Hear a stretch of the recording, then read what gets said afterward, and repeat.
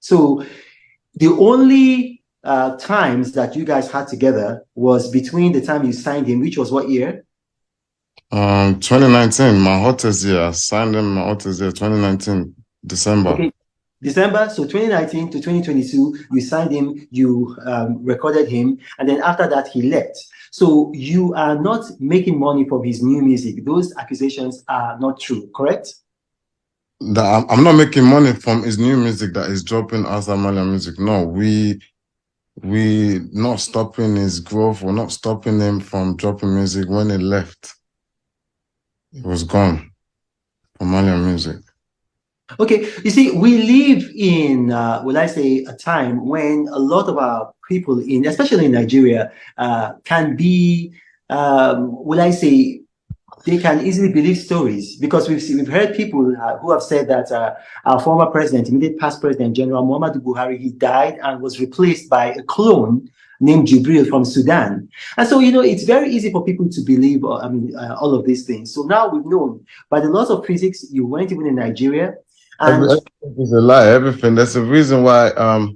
There's a reason why a lot of people probably trying to blame me for their own reason. I don't know why, but everybody can see it's a lie. Like something happened to him on the day he was out. Why there people are trying to cover up some things? Like I no, said, no. So, Aziz, you cannot say that everybody knows it's a lie. A lot of people are blaming you. In case you don't know, you've lost hundreds of thousands of followers on Instagram. So we need to clear the air. We need yeah, to clear the air with that the truth. that that's true. That the losing followers is not like anything to me right now. Like mobile is late. It's not here anymore. That's a lot. That's more than I'd rather lose all my followers and have him here. You understand? My followers is not is that's very small thing in this situation. It's very, very small. That's But admirable. to clear the hair is really, really important. And I believe the Nigerian police are doing their job. I mean, the government agency, they're doing their job, and the truth is gonna come out. One thing has already come out. When you say the truth is going to come out, I mean, we've already begun to I see mean, some truth coming. the whole Yeah. truth is gonna come out. Yeah, no, but we've already began to see some truth coming out. The hospital, or I mean, I don't know if you could call it a hospital, let's say the clinic or the medical facility that he was taken to, they said that he was brought in dead on arrival. But we do know that one of the young men around him, let's say essentially a groupie, had said that he spoke with him while he was at the clinic and that he talked with him and he took a photo with him. But then this actually contradicts the story from the medical facility that he was brought in dead. Another thing that we do know is that the auxiliary nurse who actually injected him has been repudiated by the Nursing Council of Nigeria, saying that she wasn't registered. Essentially, she was a quack. So we're beginning to see some of these things come to light, and I think in the coming days, the opinion of the public might change. My question to you, Aziz additional Fashola, is this. Are you willing to go back to Nigeria if the Nigerian police wants to question you? 100% if they can guarantee my safety. Okay. Okay. Yes.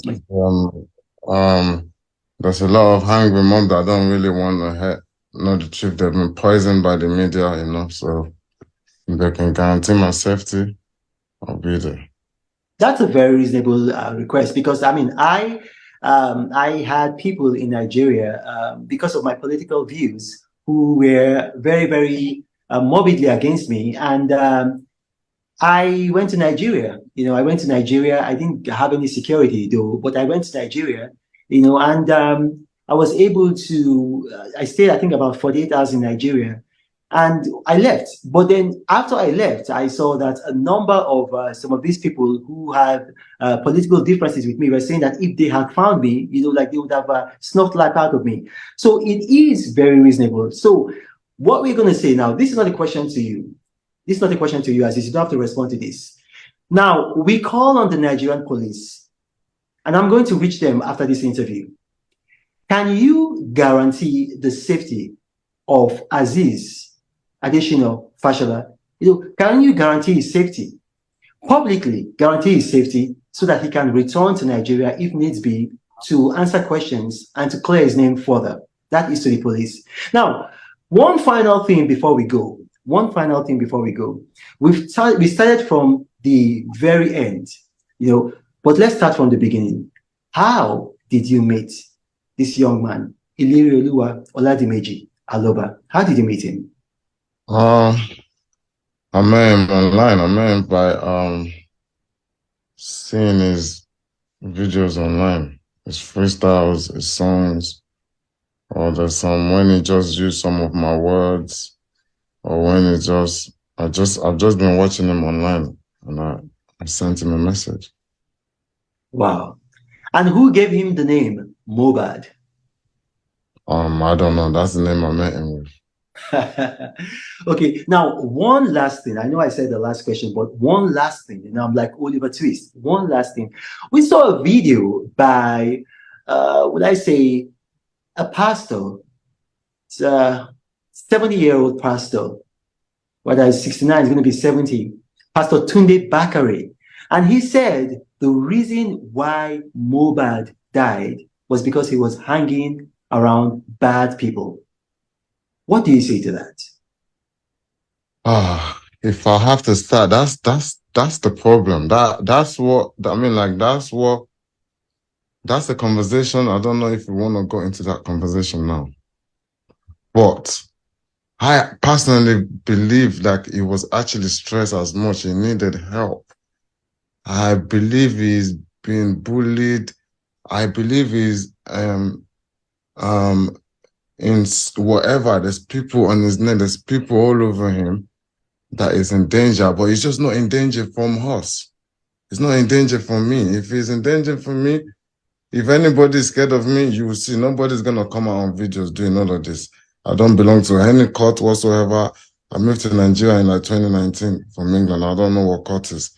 Like I've been getting away from the courts in Nigeria. I've been running away. There's so many times in this Lagos. I've been getting away from it. I'm actually anti-courts. I'm against it because of so many times they've tried to force me in it, but thank God they've never succeeded in doing it.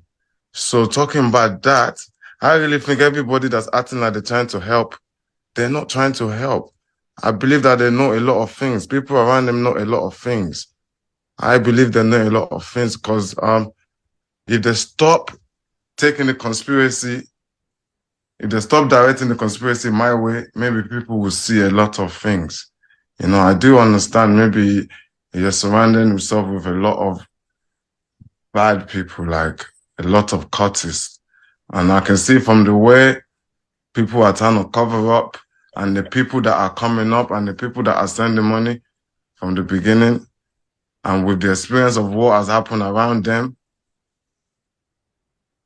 And I just hope the police will find out a lot of things, man.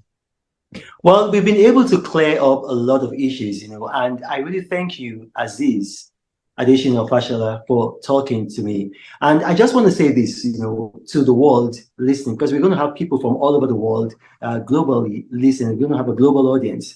The Nigerian police and the Nigerian law enforcement have actually been doing an excellent job in unraveling the circumstances that led to the death of Ilirioluwa Oladimeji Aloba. They've had a postmortem. They've had an autopsy done in record time. His body was exhumed, and right now there's a coroner's inquest. And I urge the world, the global media, to be patient. The Nigerian police, they're going to unravel the circumstances that led to his death. Aziz, thank you for joining us, and God bless you. Thank you for having me. Thank you very much.